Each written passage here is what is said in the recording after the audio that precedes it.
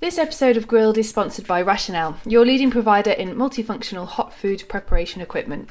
Register now for a free Rationale live demo at www.rationale-online.com. I'm Cara, editor of the Staff Canteen, and thanks for listening to our podcast Grilled. This is our second series, so please feel free to catch up on past episodes and do us a favour and like and rate us on your podcast platform of choice. In this episode, I'm in London in Kerridge's Bar and Grill with Tom Kerridge to talk about his new book, the Hand and Flowers Cookbook. So welcome to Grilled, Tom. Thanks very much, mate. So before we go into the book and inevitably talking about the whole situation that we're in at the minute, I did just mention to you went to the Iraqi last night, so let's talk about that quickly on a nice positive note. How was it? Yeah, do you know what? The only really disappointing thing for me is I'm such an absolute massive idiot for not having been before. Like, I can't believe that I hadn't been. Like, it was incredible, amazing, it was beautiful. I've never been to Japan, and it is one of those places, kind of like a food mecca that I'd love to go to, but it's just like I imagine true Japanese restaurants are and should be, and the produce was just outstanding, first rate. The connection with the chefs, the respect for the ingredients, the respect for the guest, everything about it was amazing. It really was, you know, you're not just, people go and eat sushi all the time, and you've got high street sushi restaurants, and you've got really good kind of even just simple Michelin-starred sushi restaurants, but there was something about the Iraqi that was very, very special. You enter into a new, kind of like a new world of ingredients and experience, and I love that kind of counter eating anyway, but being able to sit in a space like that and have such great ingredients, and the skill set as well, to watch somebody mold sushi with their hands, that kind of that technique, you know, it's like watching someone roll pasta who's very good at it, or someone who makes, you know, making raviolis, or just one of those skill sets as a chef that you truly admire. Like, any, you know, everything done in front of you. The rice was fantastic. I've not had sushi rice like it before. I know it sounds such a daft thing to say, but it was just very, very special. Everything about it, every element was magical. It was amazing. And it was for your 20th anniversary 20th as wedding well. Anniversary, yeah, 20th wedding anniversary. How time flies. Yeah, real quick. Last year we went to Nando's and the cinema, and I was back in time for the second half of the England game. So this year I thought we better do something a bit more special than that, as it's 20 years. So we went to the Iraqi, which is amazing. It was fantastic. And I suppose a couple of hours to forget about everything that's going on as well in that environment. Yeah, I've got to be honest, like, me and Beth don't get to spend very much time together, particularly like midweek, Monday to Friday. Like, I'm always somewhere, I'm always in a business, I'm always up to my eyeballs with something, trying to solve a problem somewhere. So you know, quite often we'll try and safeguard a weekend, but more often than not it's just the Sunday. So you catch up then, but it was to have a day off in the week. It wasn't quite a full day. I mean, I got home at about 1 o'clock, so I did the morning doing things. So we got home about 1 o'clock, so it was half a day and the evening, and you know, we got pushing a babysitter in. I know it was but it felt really naughty. Like, I mean, I hadn't done a half day in ages. Yeah, so it was so it was great. You get used to it. Yeah, I could get used to it. It would be nice. You never know, we might be getting used to it a lot more, who knows? Yeah, possibly. I mean, we've got to laugh, otherwise we will cry. So yes. We are obviously sat in your London restaurant. It's the first time I've been in London since actually lockdown, and it is eerily quiet. So how are you finding it? Yeah, to be honest, I mean, you can see we've got plenty of room to have a seat. You know, London is finding it very difficult. It's struggling. It's central London, that kind of hub that relies on travel and tourism and a workforce. I think more neighbourhood restaurants in London are still doing quite well. They're still doing all right, because there's people that are staying at home and not travelling but still going out to eat. It's very, very worrying. There will be huge catastrophic losses, I think, unless the government really have to do something to help this industry survive. And it's not just the centre of London, and it's not just, you know, the city centres. It's everywhere. You know, it's those tiny little small neighbourhood restaurants that have been massively supported by local communities. The moment those communities don't feel that they're allowed to go out or can go out or meet their friends, it suddenly strangles the industry right from the very top in a great big 5-star hotel like this, where it's reliant on travel and tourism, all the way through to the tiny little neighbourhood restaurants somewhere in the Cotswolds. It really doesn't matter. The government hugely need to get an understanding, and very rapidly, of how this industry is being affected, and what a devastating loss it would be to the country, the other side, if many of our great industry restaurants and places that everybody knows and trusts, just the simple places where you go get sandwiches and a cup of coffee, if they're not there in a year's time, what a huge effect that will have on the wider public in general. Yeah, I mean, and obviously it's all, it's what you've worked in your entire life, so it's pretty heartbreaking to see where it's going. It's absolutely devastating, and there's nothing you can do about it. Like, we feel so helpless. The only thing you can do is constantly say things on a social media platform, or you can shout out as much as you want, sign petitions, do whatever else, but it appears that no one ever listens. It appears that we're being hung out to dry. It feels very much, I'm old enough, you're not, but like the miners of the 80s, it feels very much that we're an industry that feels like it's being shut down and neglected, and it's the last thing you want to do is upset a load of chefs. Yeah, I don't want to upset one, and never mind multiple. So, yeah, no, I mean, it's really strange times, and like I said, really, really sad. And every day I wake up and I'm like, oh God, what's going to happen next? But on a different note and on a positive, the reason that I've come to see you is obviously the new book. You've written a number of books, but this one must be pretty special, right? Well, this was the first book supposed to be. So when I first signed the book deal many years ago to do, as it was a single book, it was to do a Hand and Flowers Cookbook. So it was something that we were very much looking forward to and working towards getting it done. And then television came around, and it's all a complete coincidence. It's all a complete blag. Basically, I went from doing quite well in Great British Menu to being asked to do a TV series about pub food. That then the publishers, we thought it would be a good idea to do kind of like pub style cookery at home in that first book, that ended up being running alongside the TV series. So the Hand and Flowers book got kind of put to one side for a minute. So then we did that, and the book was a phenomenal success along with the TV series. And then the next TV series came along, so you do a book with that. And then we went on this journey with books and television where they kind of get intertwined and become kind of, as I suppose, the profile of myself going into people's homes, rather than just being industry, being recognised by like my mum's friends rather than people that come for something to eat, and chefs. It was quite interesting. It's something that I thoroughly enjoyed, having columns in newspapers or writing recipes that, like, I would cook at home. Those dishes, I don't cook the Hand and Flowers food at home. I mean, I haven't got 16 chefs at home to do it. Do you know what I mean? It's like, do you not? No, you're shattering everyone's illusions now. I know. I do an omelette. Do you know what I mean? That's it. Last night for tea, I had cheese and grapes. It's kind of like, when you cook something at home, the idea to go down that route of being able to get that food across. So we've gone down this path, and then obviously I went on that kind of like big weight loss and lifestyle change when I stopped being a massive idiot chef and drinking and being the biggest idiot on the planet, decided to make a massive change in my life.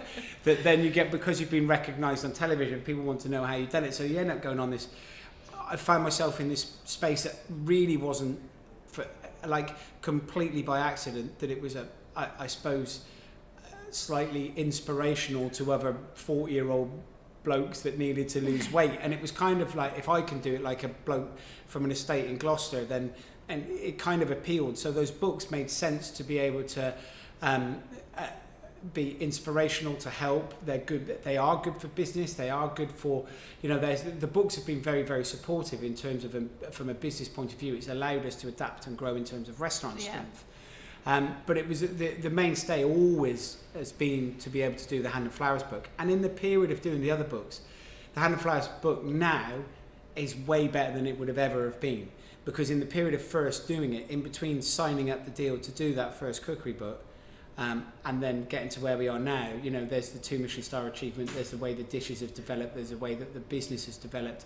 There's, you know, so the book has now been much more of a reflective journey over the 15 years that we've been open. So there's some of the dishes that are in there from when we first opened, which some of them are still on the menu right now. There's some that show the path that we were going down to achieve the level that we wanted to get to. So there's dishes in there that I'm very proud of, but they wouldn't make a reappearance in a 2 Michelin star kitchen. Yeah. But they do show the workings of a kitchen where there's only 4 or 5 of you in the kitchen, to going, okay, if we can tighten that, if we can get better at that, if we can, from a chef's point of view, I mean, it would be very hard for somebody to replicate what we've done if it's not your business. Yeah. Because I've looked at dishes and gone, we can make this better if I had another chef in the kitchen. It's very difficult if you're just a head chef to then go to the owner of a restaurant or the owner of a hotel and say, I need another chef because I want to make this food better. Yeah. Do you know what I mean? It's if you are the owner, the Hand and Flowers has never ever been about making money, which is just as well. Because it's always been about a love of cooking and food and a space where I want to be. Yeah. So any money that it has made over the years and it's lost huge amounts, and it's had years that it's been good, it's had years that it's been terrible, and all of those are reflected in the journey of it. But every single penny that it's kind of made has been about the growth of the Hand and Flowers. So there's dishes in there that have shown the growth process that has been very exciting for people like Mark's at Perello or whoever, like the journeys that they're on. I can see this Hand and Flowers in a similar sort of space where it was, 10 years ago, of going, right, great, these guys are really making a name for themselves, they're doing really well, they're shaking pans in the kitchen with 3 or 4 people there next to them, where can these guys go? It's really exciting for me to see the British food scene with, these young chefs that are doing such a phenomenal job about, and then, any advice that I say to them is, it's the same as the Hand. You just reinvest, and you reinvest in people and the business, and you grow and you grow and you grow, and it's not about what you can take out of it, it's about what you can put back in. And that's the most important thing, and that's how the Hand has grown to that position. And so it's a reflective journey over 15 years. The shortlist for the Staff Canteen Awards 2020 have been announced, and you can now vote for who you want to win each category. Voting closes at 6 p.m. on November 11th, and winners will be revealed on November 18th live on our Facebook page. If you haven't voted yet, make sure you do. Just go to www.thestaffcanteen.com/TSC-awards. You have a real passion for pubs. And you mentioned that your memory of pubs as a kid includes panda pops and bags of crisps. So obviously, really serious question. What flavour combination are we talking? So I'm a cherryade panda pop, cheese and onion kind of girl. I love cherryade panda pops, yeah. No, so I used to like the salt, the plain crisps that you'd have the little blue packets. So from Smith's Crisps, you used to have a little blue packet of salt that you empty in. So, and then you try and shake it all around. And so salt crisps like that, and then... I love a cherryade panda pop. They were amazing. In a pub garden. Whilst my dad was in there having a few beers. Yeah, that's what I love about obviously reading the books from different chefs and reading their kind of like their memories and things. And one of the other ones is that you sent your CV to Michelin. Yeah. That's so old school. Like there'll be chefs listening to this going, he did what? Yeah. Like so. Well, it was. So from my point of view, it was really important because I'd left London and then I went to be head chef at Adlard's restaurant in Norwich. And David Adlard is one of those industry figures that it was one of the first British chefs to win a Michelin star. He's self-taught, and it's a fantastic, beautiful institutional restaurant. It's no longer there. Roger Hickman owns it now, who was formerly head chef before I took over from Roger many years ago. And it's a great... David is one of those incredible, very eccentric English characters, and he's a very, very interesting man. And I went there as head chef and maintained a star for the first guide, and then kept it again for the second. So I was there for about 18 months, but I was never satisfied with being... I found myself in a position where I wasn't happy just now being a head chef. I wanted to, it was Beth's point of view as well. She was like, if you're going to do, loads of hours a week, you may as well do it for ourselves. And I thought, okay, well, I suppose let's try and build the business for ourselves. And so when we saw the site and thought, okay, we can blag this, basically it was a complete blag. I told the bank, so we owned a very small bungalow in Norfolk, small cottage, with a very tiny bedrooms upstairs. And we said to them that we wanted to borrow some money for an extension. So we borrowed, I think it was about 30 grand for the extension that they agreed to. But we didn't do the extent. We bought the Hand and Flowers instead. So the Hand and Flowers we took as a tenancy. So we didn't even own the lease. So as a tenancy, you have to buy the fixtures and fittings. Right. So when you go in there and you take on the tenancy, you buy the tables and the chairs and everything that's in it. So we used 30 grand to buy a pub the other side. On the sly. Right, yeah, exactly. So we went into the Hand and Flowers as tenants. And then we had no money for refurb. So friends and family came and helped and did everything. And we took out 2 personal massive credit card bills and did everything on credit card and a loan that the bank thought was being lent to do an extension. And then when they found out that we hadn't done it, but I mean, I'm quite a forceful character, so when I was it was like, well, you've got no choice now, have you? Like, you can either now back us, the only way you're going to get this money back is by us being a success in this pub, or and so they kind of reluctantly went with it, and they did. They reluctantly went with it, but it was, it was one of those moments where everything that we owned was on the line, and it still is. Everything that you own is on the line. So it was one of those super exciting moments, but very, very scary. It's really scary, and it's set up on a blag and a lie and a credit card, basically. And 15 years later, we find ourselves in this position.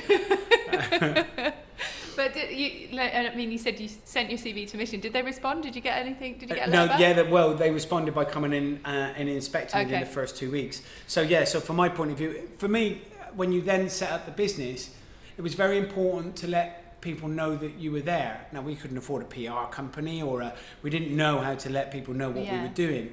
So I ran Caterer magazine and sent them a CV and told them where I was. And they did a little interview. Amanda Rafaya came and did a little interview many years ago. And then and I sent the CV to Michelin, I sent it to the AA, I sent it to anyone that I thought was relevant, and said, this is where I'm at now. And then within the first 2 weeks, Michelin, I think it was within the first 2 weeks, around about that, Michelin came and did their first inspection, which I wasn't actually cooking at, because we were living above it at that point. I from the setup to that point, it's one of the only days I've ever had off sick, and I had really bad blood poisoning, so I was upstairs, very, very ill, and they came and inspected, and good old Chrissy Mackett was cooking for them, which was, it was fantastic. It was great. They announced and said thanks very much and disappeared, and we were like, fuck, Michelin have been in 2 days or 2 weeks of opening. Okay, well, at least they know where we are now. Yeah. That's fine. And then we had a secondary inspection from them within that year. And again, it's one of those moments where the guy inspected and left, didn't say anything. We didn't know it was Michelin. It was a non-announced. And then as he went and left, and then he came back into the pub like a minute later, said, I'm really sorry, but my car's been broken into. So his car was in the car park, and someone smashed his window. Oh yes, I read this in the book. Broken in, stole his laptop. And so obviously Beth went out there to with a black bag to sweep up the glass and say she's really sorry, and we'll call the police and whatever. So it's horrible when you're one of those pubs and people are breaking into your cars all the time, car park all the time. And then so we went out there, and then as Beth was helping tidy up the glass, he had strewn across on his back seat lots of his Michelin papers, headed paper, and he went, oh dear, so now you now know who I am. And obviously Beth went into meltdown. She came in to see me. I was like, fucking hell, we had their car broken into. It was like one of those horrible moments, but it gave me the opportunity to have a conversation with them, because I missed them the first time, and it was probably my first real conversation with the Michelin inspector. And obviously before, you're always, if you've never spoken to one, or you're always in awe of them or frightened of them, or it couldn't have been more lovely, more supportive, more have such kind words to say, not about us, about the industry and about the business and about people. And they were very understanding, and I think they've been very understanding in the current situation that we're all in. And they were he was hugely approachable, not to the point of me saying, am I going to get a Michelin star, or am I get like, it wasn't a conversation like that, but it was a very warm conversation about the hospitality industry and food and whatever, and it was great. And it was my first real contact that I came away from them not worried about whether I should or shouldn't be cooking Michelin stars, or what we're going to get, or whether in fact the guide is actually that important at that point in terms of those accolades. It was important in terms of support, and that was my first conversation with Michelin, and I've had many since, and they have a very, very good understanding of the industry, and they are, if you are a chef and you have a restaurant and you are the head chef in a space and Michelin come in and announce, you haven't got to be frightened of them. Talk to them. They're lovely human beings. They're, don't be daft and ask them, what have you got to do to win a Michelin star? Like, they're never going to tell you, okay? But they are very forthcoming in being, they're not there to tell you off. They're there to help the industry. And it was, so his car being broken into was actually a bit of a blessing in disguise, because it made me go, I mean, there's nowhere for me to go here. He's turned up, he's had dinner, he's not announced, and now his car's smashed. I mean, he's had a pretty shit night, probably. Who did you pay to do that? Yeah, exactly. Yeah. So it was a great conversation that meant that I never then necessarily I didn't cook for the Michelin guide. From that conversation, I cooked for the guest. Yeah. You always cook for the guest when it's your business. It's about bums on seats. You cook what you want to eat as well, though. I cook what I want to eat. I always cook food that I'd like to eat. And I cook for the guests to ensure that they have a lovely time. And then the Michelin guide, the conversation with, they write a book for the guests. They're not writing a book for the chef. It's a celebration of what the chef's work and the restaurant and the space or the hotel or whatever else. It's a celebration of that in terms of those accolades. But they're writing a guidebook for the guest to pick up and read. So they're writing a book for the same people that you're cooking for. It's all about that there's three of you in that kind of relationship, but the most important one is always the guest. Yeah. So if you're getting the guest right, and the Michelin get they see they'll be saying to they're a guest. Michelin come and eat as a guest. They tell you, they will be telling the rest of the guests, this is amazing. That's the purpose of it. Yeah. So it made me lose my fear of what that kind of angst about the Michelin guide always was, because it is actually non-existent. We create that as an industry. We create that Don't fear. laugh. Yeah, but we do. But we really do. And it was also really exciting. The guide being moved to January this year is quite like old school. And you go, okay, the guide's going to come out in January. So you still get excited about the guide? 100%. Yeah. Any chef that says they don't is a liar. Like, it doesn't matter whether you're my age or whether you're 26, 27, and you're in your first head chef's position or whatever else, and you're excited about what's happening in the industry. You're excited for your peers. You have a little bit nervousness for yourself. You're excited for everything, and we all play the game, we all guess, 2 weeks before, still now, Daniel Clifford starts ringing everyone, right? Me, Sat, Claude, Claire, Jason, all us old lot, right? Yeah. We still have the conversations 2 weeks before going, who's going to get what? I think they're going to get 3. I think that might get 2. I think, yeah. We all have that conversation. We all have it. Gossip goes into overdrive, doesn't it? So it feels a bit sad this kind of month, because normally this would have been, well, we'd know, wouldn't we now? We would know. So it's very different this year. Yeah. You mentioned, obviously, your wife Beth, she went out and obviously got rid of all the glass from and helped out the Michelin inspector, and I think it's worth, I really would like to just talk about her for a second, because she's such an incredible talent in herself. I mean, I could read a whole book chapter on Beth, but this must have been lovely for her as well, to kind of see this and go down memory lane a little bit, and the nostalgia. Yeah, I mean, it's been a huge journey for Beth. So for everybody, I mean, I suppose doesn't know, but I met Beth when I was working in London. So Beth was working for an incredible artist called Sir Anthony Caro, he's no longer with us, but he was has worked in the Tate. He was part of, he's at the end of the Millennium Bridge. He's a huge British sculptor that's renowned all over the world. And Beth went to the Royal College of Art and is an artist in her own right, and she was one of the technicians for him. And I met her in London. So, and she's one of those people that she's her own. She's not the wife of a chef. No. She is her own person. And in the art world, she is known as Beth Cullen Kerridge. She's not known as the wife of Tom. Like, she is her own person, and that's been very important from the moment that we met. We were both on parallel paths that have run together, but it's both been about doing what we both want to do. but setting up the business, the Hand and Flowers, in the first place, Beth was like, okay, we can do it for 3 years. I'll give you 3 years of getting it right to the point where we can just cook and make the restaurant work a bit, and Beth can make uncompromised art. And that was it. That was the idea, to just go, this is where we are. In the first point, we weren't there to win a Michelin star, let alone 2, and it wasn't there for... Beth's gone on to win the Global Art Award for Sculpture for a huge piece that she's got at the front of the Opera House in Dubai. You know, it's a massive... She's gone on to create huge pieces of work that then get shown in some of the restaurants, but her shows are always fantastic and do very well. And, you know, she now is able to make her own... She is her own person. She's an artist in her own right and creates her own thing.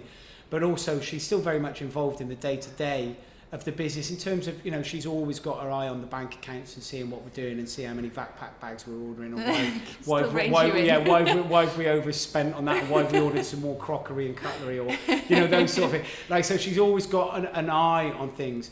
But most importantly, she's the one with the very much with the sense of heart and soul. She creates energy, and that's her as an artist that works in 3-dimensional patterns. Creating a sense of energy is something that she does, and she does very well with the rooms and the vibe of the pub, and making sure that it feels like people feel comfortable. It's not about, you know, neither... I mean, she's from Stoke-on-Trent and I'm from Gloucester, and neither of us necessarily come from a space where you walk into Mayfair restaurants feeling comfortable. You know, we're at that point now, but the whole point of it is to make everybody feel that it's a comfortable space, and Beth's very, very good at creating that energy. And is she, you mentioned in the book that she made the table out of scaffolding boards. Scaffolds, where you got the second star. Do you still have that? Yeah, that table, we've only just moved it out, and that's because we needed to put new legs on it. But yeah, it's only just moved out. Yeah, that table was in there up until about 18 months ago. So there was a table that Beth built on day one with scaff boards, like built together, screwed it together. We kind of like waxed it, and that was it. And it was there for 13 and a half years. People eating 2-star People food eating on 2-star food off of scaff boards, yeah. They weren't used scaff boards. I don't think they were. They might have been used, actually. She might have blagged them. They might have been used, yeah. The other thing I like that you said is that you at one point had to put on a £10 set lunch you wanted to just get people in. And I just wondered, you know, do people ever ask if that's coming back? They do. Funnily enough, yeah, they do. They do. And do you know what? We considered it when we reopened on July the 4th. We considered, could we do a £10 set lunch? So the idea in 2008, when we first hit that recession, and it was very, very bad, and it was, for us as a business, we were 3 years old, and we were in a really precarious financial position because we just bought the second little cottage next door, but the bank pulled the funding, so we had a cottage that we couldn't convert, but we couldn't use for rooms, but we still had to pay the mortgage on it, so it was unusable. Yeah. So, and then we were left with not very many people coming through the door, or what was going on. So we had to work out a way of trying to create an energy in the space. So from my point of view, it's like, right, we'll do a £10 set lunch. It was £10 for 2 courses, and we worked really hard. It didn't make a single penny. Of course it didn't. I mean, it was 10 fucking quid. You can't make a single penny out of it. But what it did do is it created lunch being full every single day, Monday to Friday, and we didn't run it the weekend. 50, 60 covers. So it created an amazing energy, and that energy and that vibe and that bounce kept staff motivation high. It kept us cooking, and what it did do is it started generating an interest in the rooms and staying, and a bit more of it started to create a vibe and a buzz. And the moment that we could then obviously increase the prices as the recession receded, it's that set lunch still stays, that offering still stays, but it's not £10. I think it's 33 quid now. But it makes it, but it's still really important to be accessible. But yeah, and that's the beautiful thing about owning your own place. You can make instant decisions like that. You can be very, very fluid. If, for example, we needed to do something. If you're tied into a hotel, we're in the Corinthia right now, sat here now, but we're very much act as an independent. You know, I could say to Thomas Cox, who we get on, I love dearly, and I say, you know, tomorrow we're going to stick a £10 set lunch on. He'd go, okay, and we'd just do it. And, I'd like to be a fly on the wall for that conversation. He would raise an eyebrow and he would look at it and he'd go, okay, and then he would just go with it. But you can, when you're an independent, you can react very, very quickly. When you're part of a group or something, that's when it becomes all very difficult. So that's still one of the joys and one of the most beautiful things about how we still operate as businesses now, that we still have opportunity to create and react very, very quickly to situations such as what's going on now. However, how we react to what's going on now, I'm not really quite sure. No, I don't think anyone knows how to react. No, because no matter what you decide, they'll change it tomorrow. Well, yeah, exactly. And then let's talk about some of the recipes that are in there. I wanted to do enough chefs ask the question, what can I do with the trimmings? Because one of your recipes is the salt cod Scotch egg, and you say you're constantly asking what you can do. Do you think that's something that everybody does, or do you think it could be done more? Do you know what I think a lot of head chefs do? I think there's a lot of very strong minded chefs that are just out there to cook for the ego of the chef. This is what we're doing and that's it, and that's about it being a prime ingredient, and that's what we're going to cook, and that's how it is. The trimming doesn't matter. I think those chefs, it's fine, but that's not their business. I imagine most of their chefs don't run their own business. So I think there's many clever chefs that work within hotels or within groups that are on gross profit related bonuses, and so they're always looking at ways of generating income and getting the most out of an ingredient, buying fish whole or getting whole, half a pig rather than just the fillets, or looking at ways of utilising, or does that create more waste than it needs to be? I think there's lots of points where chefs now are much more business-like. This is one of the problems that we had through the I suppose late 90s, early 2000s, and then most definitely towards the mid 2005 onwards, where head chefs were getting in positions too early. People were being head chefs at 24, 25 years old. If you're 24, 25 years old, you have not got enough experience to be able to generate and drive a business properly. There was a whole period where Britain's youngest head chef, what does that mean? That means nothing.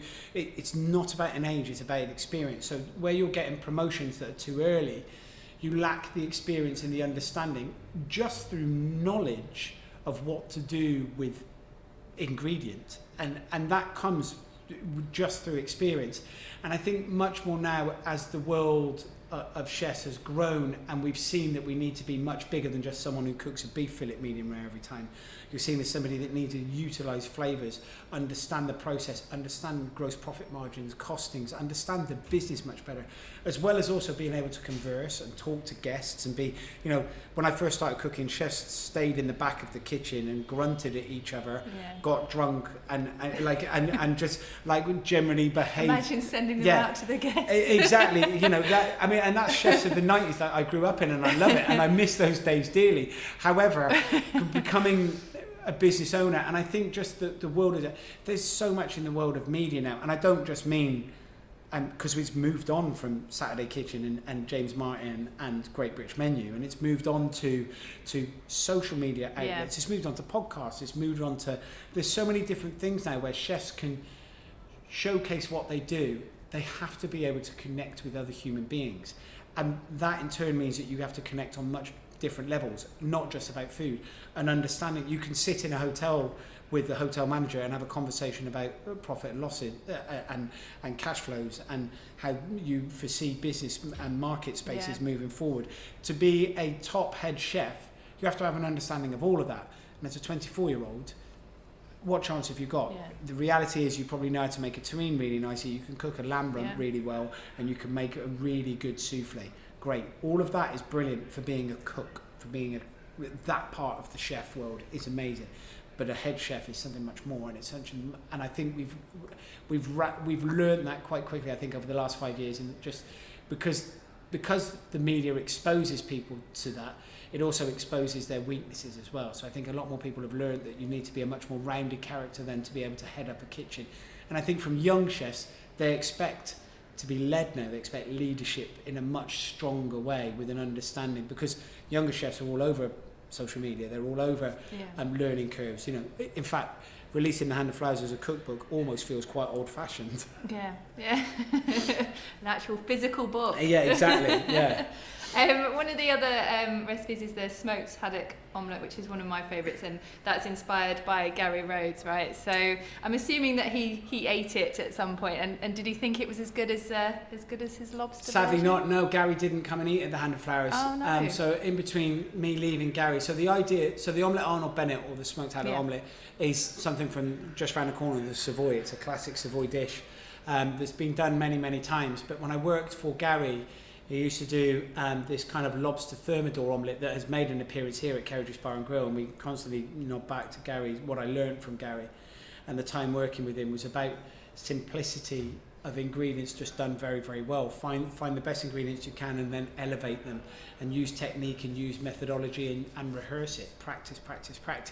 And those sort of things were drilled into me quite early on. And also I think from a mission point of view, we had back to one of those conversations that I had with the mission guide after his car got smashed in, was he kind of cited Gary's cooking had always been something that they look towards as being a very good and very solid 1-star, fantastic level to be cooking at, because it's about what ingredients are on the plate and what you can take away rather than what you're adding. If you put 8 things on a plate, all 8 things have to be of a Michelin-starred standard.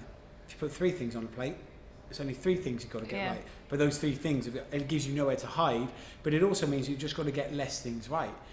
So if you can get those combinations of simplicity correct, then you're in a much better space for what you're being judged upon is something that's very, very simple. So that smoked haddock omelette was the idea of serving something individually in front of the guest was something that I was very keen to do. So it was kind of a play on the Savoy round the corner and that Gary Rhodes style of that lobster thermidor omelette. It's a shame he didn't have an opportunity to have it. It's a shame. It is, yeah, it is. But the last few years of his life, I think he was thoroughly enjoying himself in warmer climates in Dubai. So I mean, you could come out to Marlow on a really wet, cold Tuesday somewhere in October if you wanted to, or you could be hanging out in Dubai next to your swimming pool. I mean, I don't blame him for hanging out there. Which one you choose. I know, yeah. We've touched briefly about the fact that you have been through other rough patches in your career and having the Hand and Flowers, and you talked about having a bread stall to get you through the tough patch. Is that something that you'd bring back if we go into another lockdown? I feel like whacking out a load of bread. Yeah, I so hope we don't have to get to that point again, but it was one of those very, very terrifying moments. It's 2008, the recession is hit, and there is no money coming through the till, even though we're busy on lunches because we're doing everyone for a tenner. You're not making it. We're paying staff and we're trying to pay suppliers and you're trying to pay the VAT man and you're trying to recondition a cottage and you're trying to, everything was just, there was absolutely no money. We were leaking money like you wouldn't believe. And me and Beth had nothing to live off. There was nothing there. It was just all very, very frightening. So the one thing that I used to do, so still now, I mean, we have got a big mixer now, but at the point of the Hand and Flowers then we had 2 Kenwoods and a KitchenAid, and it was kind of like one of them was always broken anyway. But on the Friday night, we would be at work from 7 o'clock in the morning on a Friday morning, and I'd work all the way through till Friday night, and then at about midnight, once we cleaned down, I'd set up the 2 Kenwoods and I would start making bread doughs, and I would work through the night making bread doughs and Cornish pasties to cook and create for Saturday morning, where Beth would come in at 8 o'clock, around about 7 o'clock, 7:30 on Saturday morning. So I would then work through the night, creating, making bread, baking it, getting it all ready and all done for Beth to take. It was around about 150, I think, 200 loaves, and then take them down to a little stall in Marlow, which we blagged as in a little alleyway next to, at that point it was Threshers, and we asked him every morning, the guy that was that ran Threshers, we gave him, I don't know, a couple of loaves of bread a day, and he let us stick a stall out the front, and so we did. So Beth would sell all the bread there on a Saturday morning, and that would be our cash, that would be our money for the week. So it would be so it was cash only. So it'd be like, right, we'll have that. That's what we're living off. So we'd live off that bread whilst the business is trying to. So I would get to work on a Friday morning at 7 a.m. work all the way through the night on the Friday. Then obviously by the time Beth got in, it was Saturday morning, 7 o'clock. So then I'd start, I'd be like on the larder or on the sauce. So then I'd do the sauce and work all the way through Saturday till Saturday night, about midnight then. So so it was from Friday 7 a.m. through to then Saturday midnight. I'd just been in the kitchen doing 4 services, a bread thing in the middle on the Friday night. And then because I was a massive idiot on the Saturday night, after service, I'd then go to when we finish at midnight, it would be open till like 2 or 3. Then I'd get on it for a few hours, and then go to bed. So and then back in for Sunday lunch. So they were quite intense periods of work. But now that I've got older, when I speak to anybody else who's been in business for 15 years and who's run their own business and is still there, everyone has got a similar story of something that they've had to do to keep their business alive, things that they were doing, working through things that they 100% go beyond the realms of normality to keep a business afloat. And I think if you speak to anybody in business that has been around for 15, 20 years, they will tell you a story that is very similar. And it doesn't matter what business it is, whether it's hospitality, whether it's publishing, whether it's, I don't know, car mechanic, whether it's whatever, somebody has been doing things within their business at some point to ensure its survival. And that still doesn't ensure its survival, but you do everything you can. You are like it feels like you're fighting to stay alive. Yeah. And that's, I hope we don't get to that point again. I like the idea of you stood outside the I would hope we don't get to that point again. But also at the same point, I would be fully prepared to do it. That's the thing. When it's your business, you're fully prepared to do everything it takes to ensure its survival. So if I've got to work 48-hour, 60-hour shifts making bread in the middle, the only difference that would be that between last time and this time is I wouldn't get on the piss at the end of it. Is it quite important for you to have that kind of in this book then, for people to see that, you haven't just gone, I'm a chef, then I'm on the telly, and it's a lot of graft, a lot of, sacrifice has gone into what you do. I've been a chef for nearly 30 years, and Hand and Flowers is only half of that, that graft to get to that point to opening, that graft to then make it and ensure it survives and becomes part of your life. Yeah, I think it's important to listen. There's no such thing as an overnight success, and yes, you find yourself on television, and again, that's another thing that's huge about commitment and drive and understanding somebody else's craft. To be on television, to present, to talk, you have to realise that behind the scenes, there's everybody else that's making television. You're into somebody else's world there. Like it's like when you invite guests into a kitchen and they're not in that world at all, and they're suddenly like a little bit aghast at what a kitchen is actually like, and the people that are in it, and the way that it works, and the energy and the space. Television is very similar to that. You walk into somebody else's world that's not an office, or not, it's not easily recognised. So it's quite exciting to be in.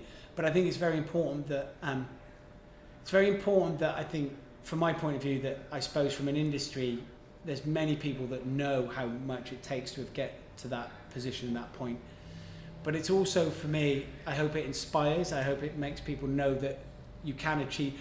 And from nothing, I didn't even dream of being a chef when I was a kid. It's something that I fell into, and luckily fell into, and has grown to get to this point. And if you just keep going, never stop, the tenacity of just doing and doing and doing, you will eventually get there.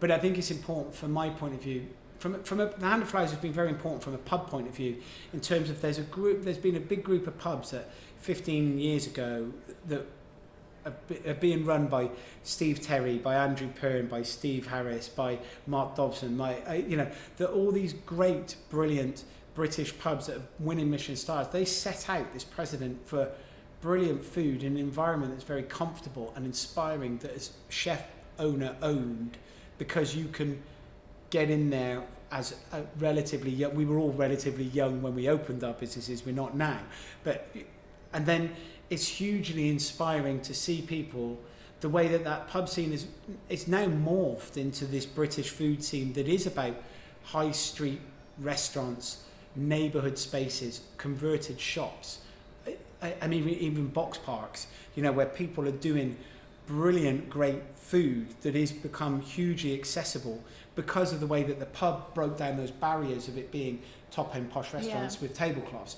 To see people like Ben Marks, to see, there's so many, Peter Sanchez or what they do at Paco Tapas, and so many great young chefs that have taken that mould of what is deemed as being great food and gone, well, if they can do it in a pub, why can't I just relaunch in Stoke Newington or Hackney or wherever and create Thomas Parry, and I'll just cook on coals above another restaurant somewhere in Shoreditch, and then win Michelin stars because the food that they're doing is amazing. And I think that's why it's been inspiring, I hope, for those guys to see that whether it's not made them want to open pubs, but it has made them knock down doors and open barriers for people to be able to realise dreams that they could be great chefs without having to have polished shoes and great big tall paper hats. Do you know what I mean? Nothing that there's anything wrong with that, No.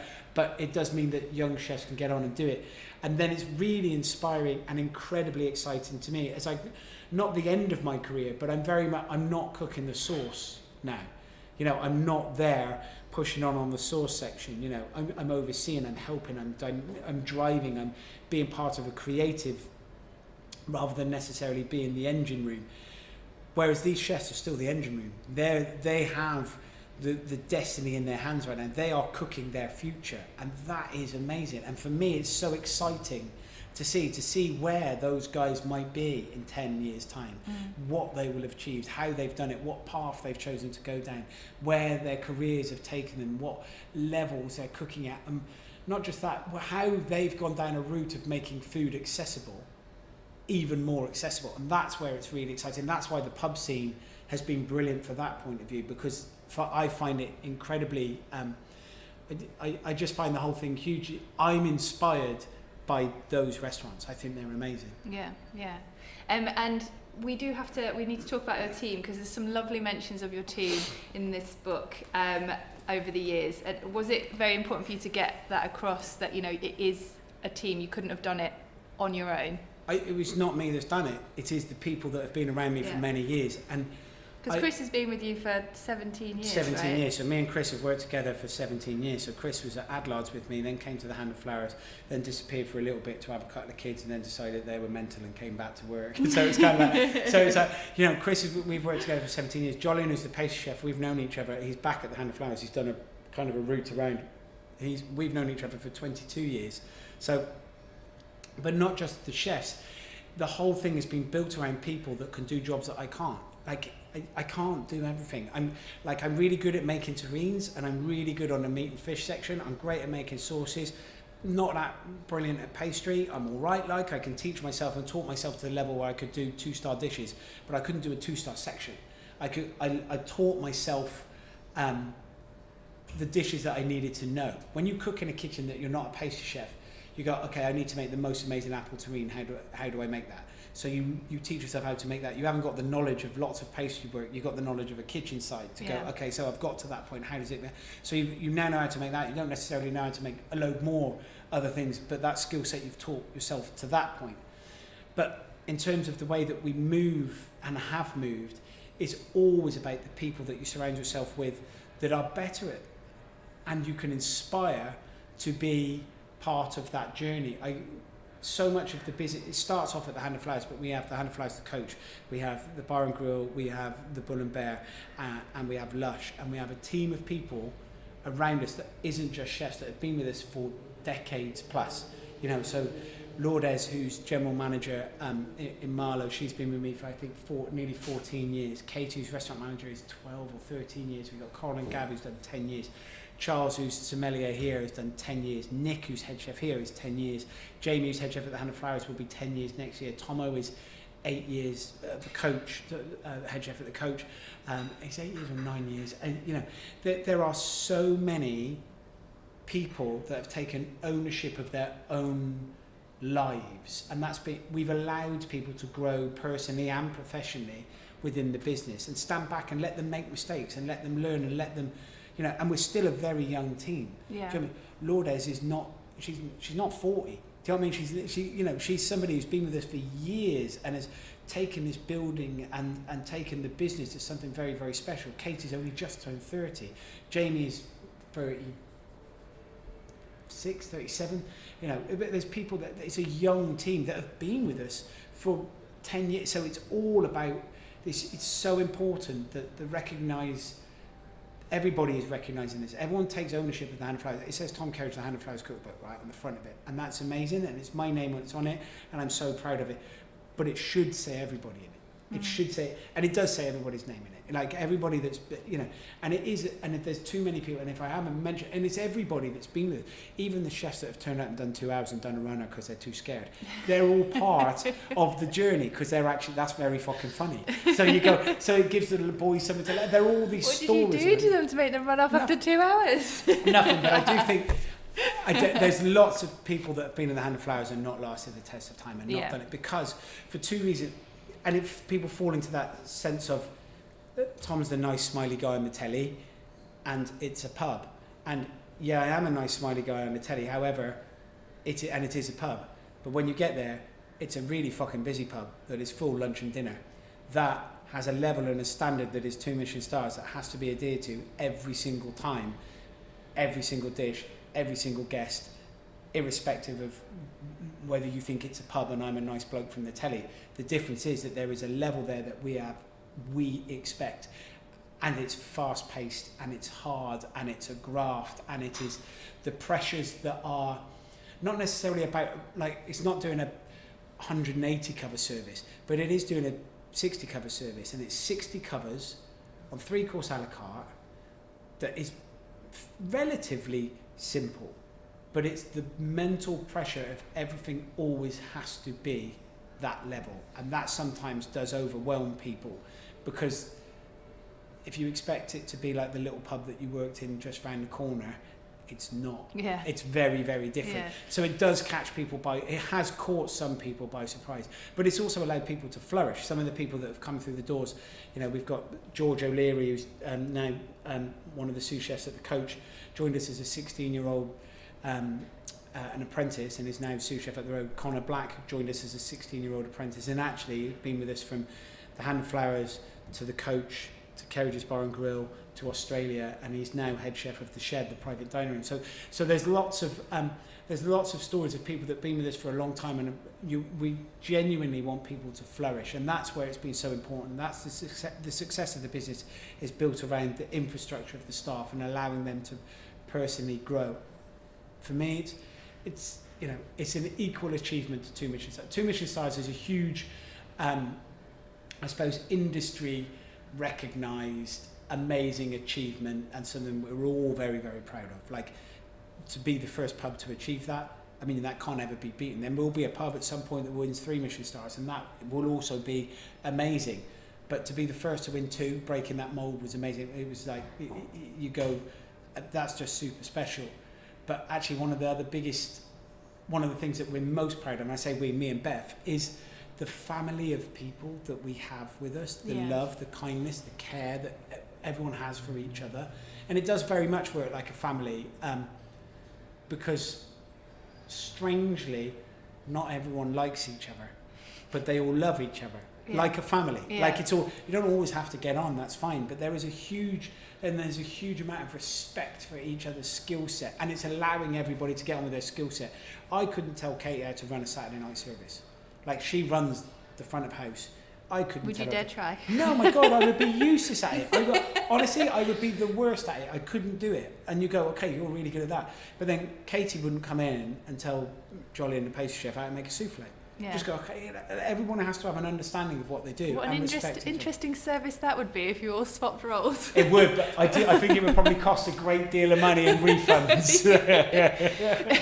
So we've got the book in front of us. I suppose my final question is it how you envisaged? Like, is it what you wanted? Are you having it in your hand and seeing that physically everything down, is it what you were after? It's better. It's way better, because when we were first going to do it, it would be very simple. The menu when we first opened, which was myself, Chris Mackett, and a guy called Luke Butcher, who is head chef at Glimper. So it was the three of us that opened it, and it was very, very simple cooking, and that's all that it could have been, because there was only the three of us there. And then you go, it's now grown, and the food is, is obviously it's much stronger. It's in a much better place. It's in, not necessarily better place, different place, because the energy, the heart and soul of the Hand and Flowers is still exactly the same as when we first opened, but it's still the levels that we put on ourselves, the levels of expectation, and so what that has reflected in the book as being something that's it's a lovely journey. There's food in there that we would definitely that it's nice to revisit because it will come back. There's things that go, oh my God, and you look at those dishes and you think, so we were cooking at 2-star level then with that dish. Maybe everything else that was on the menu at that point wasn't, but that one was, and that's really nice to look back at those dishes and go, yeah, that one could definitely come, that could sit alongside everything else we do now. So it's a lovely reflective journey. I think if you're a young chef, if you're a 30-year-old chef and you're looking at opening your own business, I think it's probably, I would hope it's inspiring. I hope it tells an honest and truthful story. I hope that people would use it as a point of reference. And that from an industry point of view, it is every recipe exactly as we do it. So the reason it's been, I'm going to say relatively easy to write, is because all of these recipes we standardise. So all of these recipes we have on file.